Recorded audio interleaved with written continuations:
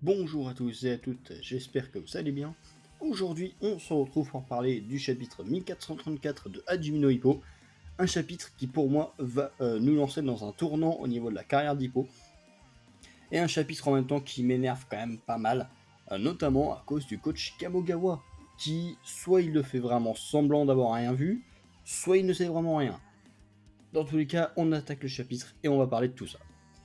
On commence donc justement sur Kamogawa, qui râle sur Hippo, hein, qui l'engueule littéralement, euh, en lui disant que voilà, c'est pas normal, hein, ça devrait être une honte. Hippo n'a pas à aller donner des conseils à un autre club, et surtout pas pour aider un club d'un niveau mondial techniquement.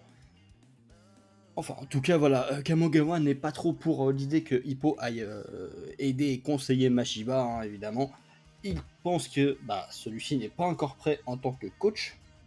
Mais surtout ici, je pense que Hippo, c'est pas forcément de coach. Hein, il veut pas vraiment parler de coach ici, de coaching, mais il veut réellement aller sur un ring contre Mashiba et lui montrer comment il va se faire exploser par le champion. Ce qui fait ici vachement référence au combat qu'il y avait eu entre Vorg, qui est à la retraite, et Hippo, avant son match contre Sawamura, où Vorg avait réussi à mettre KO Hippo. On rappelle, hein, c'était un sacré KO. Peut-être bien l'un des plus gros, enfin l'un des plus violents qu'ait pris Hippo au cours de sa carrière. Et pourtant, Vorg était à la retraite.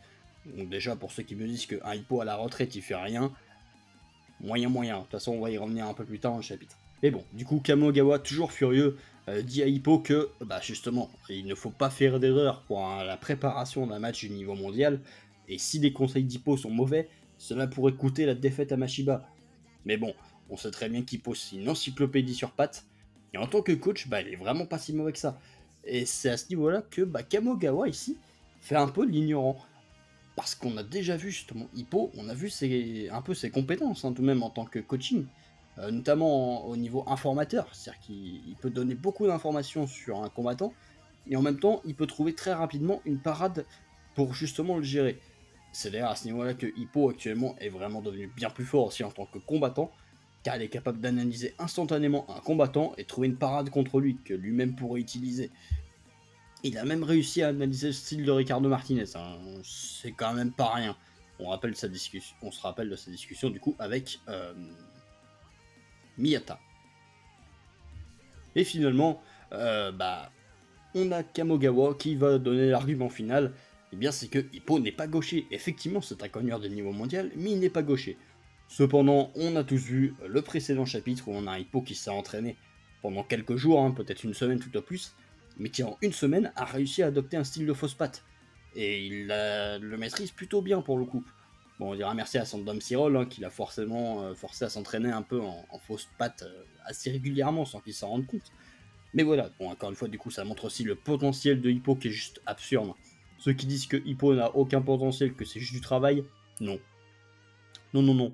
Dès le début du manga, de toute façon, rien que Takamura avait vu le potentiel d'Hippo, et pour que Takamura voit le potentiel de quelqu'un, c'est qu'il faut avoir un gros potentiel. C'est pas Aoki et Kimura qui vont pouvoir bénéficier de ce genre de commentaires de la part de Takamura. Voilà. Mais bon, avant de continuer son petit sermon, Kamogawa va s'arrêter et va se rendre compte que Hippo est confiant. Et ça, c'est plutôt surprenant, et c'est bien de le reconnaître enfin, Kamogawa.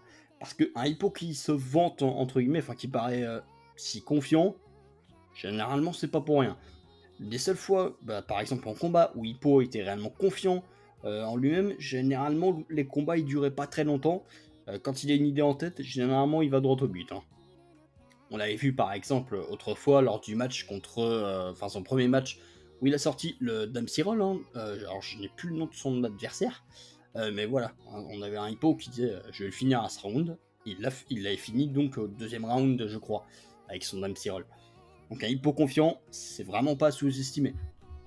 Ça veut dire qu'il a confiance en ses capacités, et pour quelqu'un comme Hippo qui se sous-estime toujours, c'est absolument pas rien.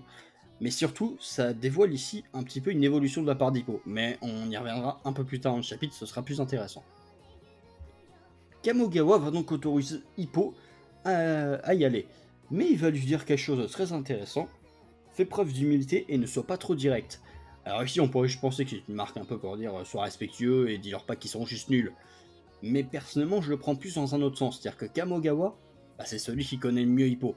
Et si il voit un Hippo aussi confiant pour s'entraîner avec un mec qui va monter sur un ring mondial, c'est qu'à mon avis, au fond de lui, il sait très bien que Hippo peut lutter contre Mashiba et peut lui faire extrêmement mal.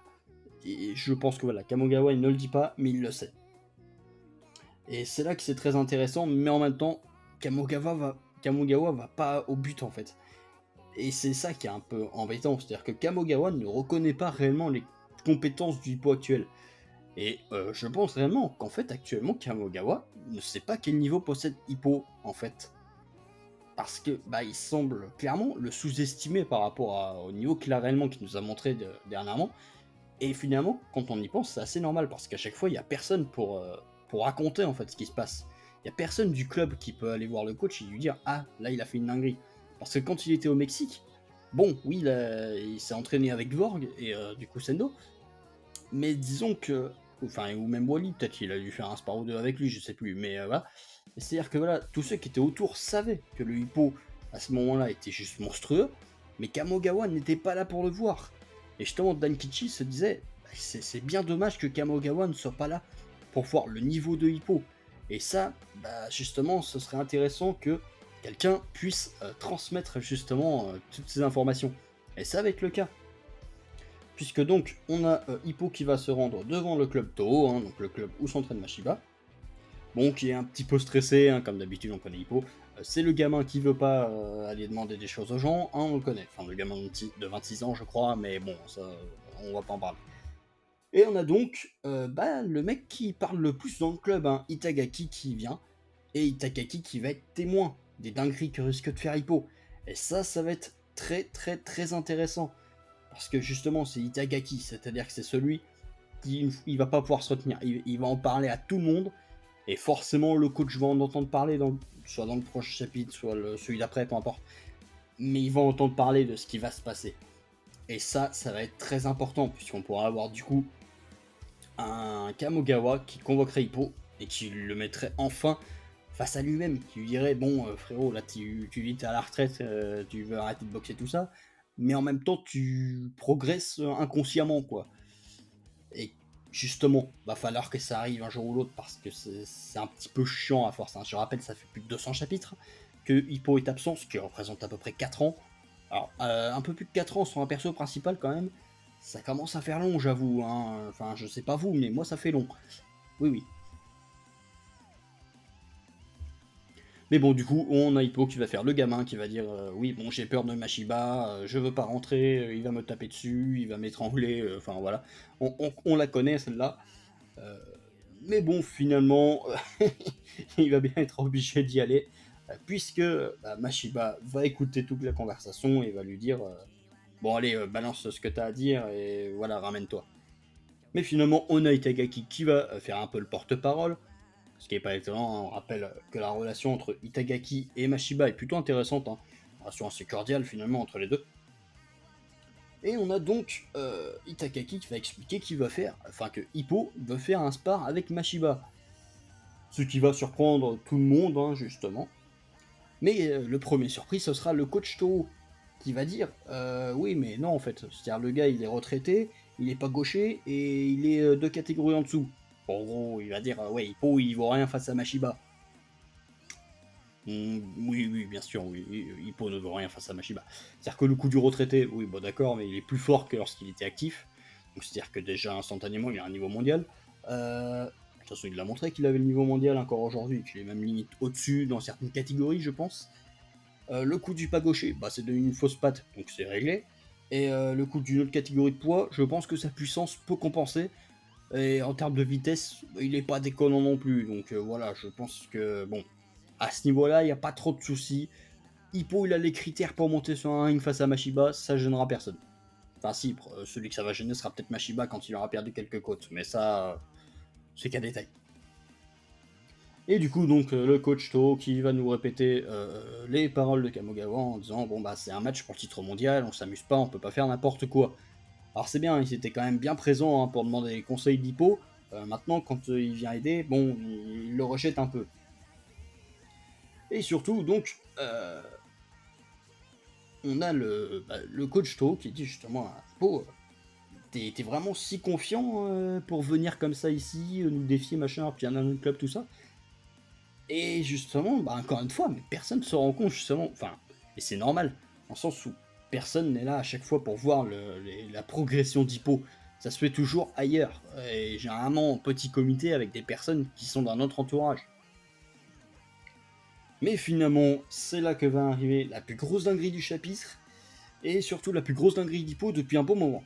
C'est-à-dire un Hippo qui va dire « je ne suis pas confiant ». Et le coach qui va dire « bon bah vas-y rentre chez toi si t'es pas confiant ». Et un Hippo qui va enchaîner avec une belle provocation sans le faire exprès, bon c'est du Hippo tout craché, et qui va dire tout est arrivé super vite, je suis pas encore sûr de moi-même, en gros je sais pas si je vais pouvoir me retenir, et je risque de blesser Mashiba. Donc là Hippo il est devant Mashiba, il lui dit va falloir que je me retienne, sinon je vais te fracasser. En gros. En gros c'est ce qu'il dit. Alors là, déjà à partir de là, il y a un gros level up au niveau mentalité de Hippo, puisque depuis 200 chapitres, le gars il dit je suis plus rien, je n'ai plus rien à faire sur un ring mondial, je suis faible. Et là d'un coup il te sort bon Mashiba je vais y aller doucement parce que sinon je vais te faire bobo. On rappelle Mashiba va se battre pour un titre mondial là. C'est-à-dire que le mec il est classé numéro 1 de sa catégorie. Enfin en plus de catégories au-dessus. Donc c'est-à-dire que ouais, bon, Hippo ne rigole pas en fait. De toute façon on le voit en fait à son expression. Là il rigole absolument pas. Et surtout dans le prochain chapitre, ça va être très intéressant parce qu'on va avoir un Hippo qui va peut-être pouvoir un peu se lâcher justement de sa frustration.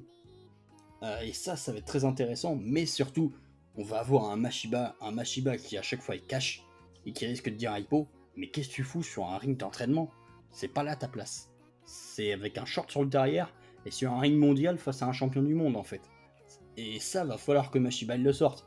Et justement, c'est là que c'est très intéressant. Hippo est face à Mashiba, le mec justement qui dit tout.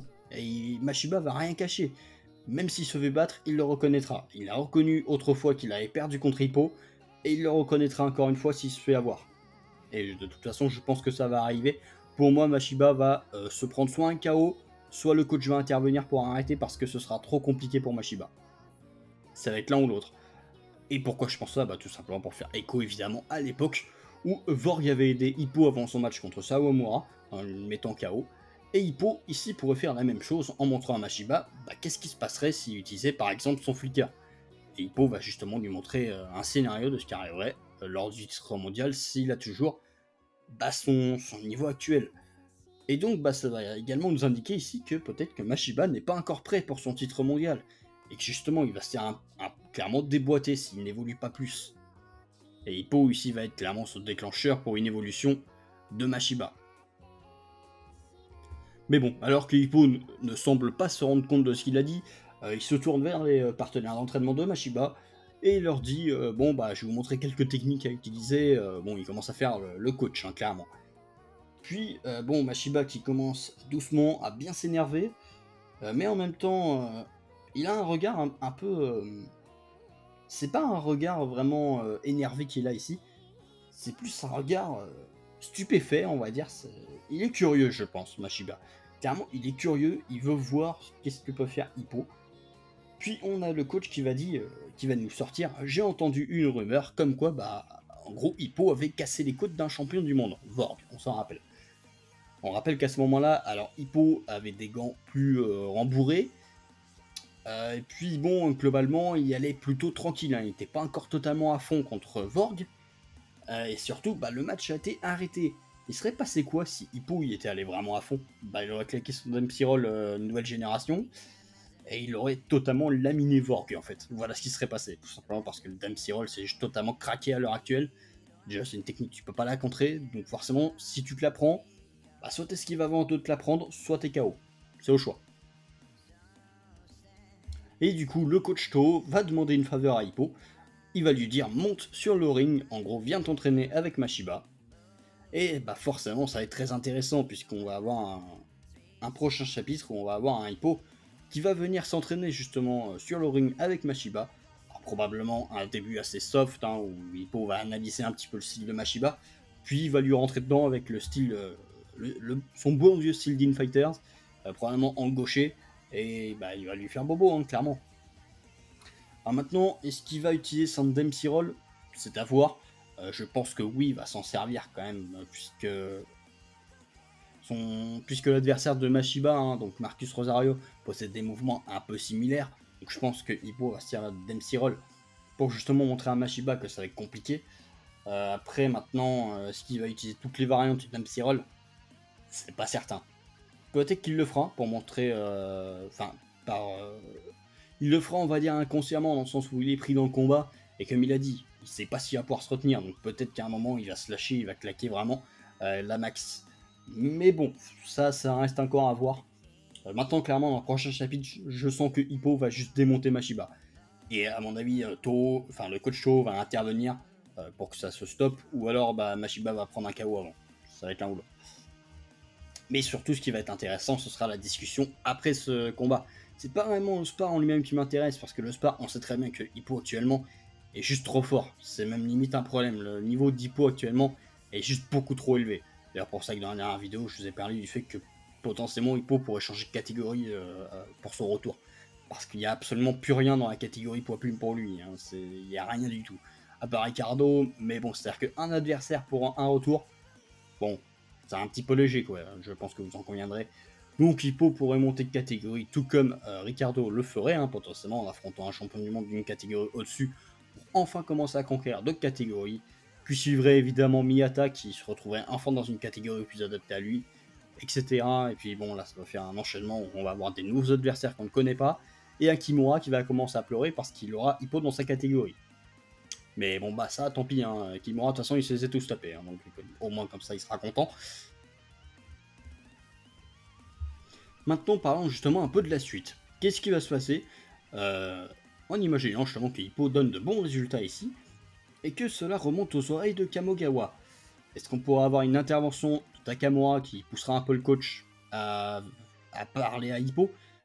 Et donc cela pourrait justement entraîner, comme je disais, un gros changement, puisqu'on aurait un début de questionnement par rapport à Hippo qui commencerait réellement à se poser la question où est sa place. Et cela pourrait prendre encore quelques chapitres évidemment, mais on pourrait finir par avoir un Hippo qui reviendrait en disant oui, je veux revenir. Et bon, après, on pourra avoir tout un enchaînement. Alors, personnellement, pour moi, j'avais dit que Hippo pourrait revenir sur la fin de l'année, enfin, pour avoir une annonce de son retour sur la fin de l'année, hein, un match peut-être pas quand même. Maintenant, c'est toujours possible selon moi. Après, il faut voir, parce qu'on sait que Morikawa est assez long parfois, mais en même temps, ici, il semble accélérer les choses quand même doucement mais sûrement. D'ailleurs, par exemple, on a l'une des premières pages du chapitre, justement, où on nous dit que tout le monde se dirige vers la scène mondiale, et on nous met en avant Hippo et Miyata, qui sont les deux seuls qui stagnent un peu pour l'instant. Et justement, cela pourrait faire un petit clin d'œil au fait que les deux pourraient revenir réellement à fond d'ici peu. Enfin, Miyata est toujours actif, vous avez compris, mais bon, il fait le mort. Du coup, voilà. Je pense que j'ai assez parlé pour ce chapitre. Dites-moi ce que vous en avez pensé. Et puis, nous, on se retrouve pour le 1435, qui devrait arriver d'ici quelques jours. Et puis, pour une bonne raclée de Mashiba. Hein, enfin, une bonne raclée qui va se prendre, à mon avis. Et puis, dans tous les cas, nous verrons bien. Allez. Du coup, voilà. Je finis ça ici. Et puis, nous, on se retrouve à la prochaine. Bye tout le monde.